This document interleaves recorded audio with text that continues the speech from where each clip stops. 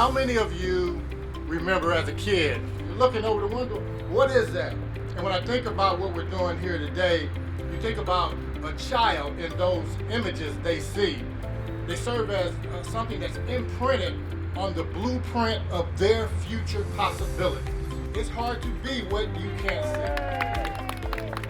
It matters to people who drive by here every day and say, I see the investment Ameren's making, they care about us and our community. Ameren being dedicated to diverse suppliers means everything to our company, and they do it all over the place. They don't just do it in areas that require diversity, and that's what helps our companies grow.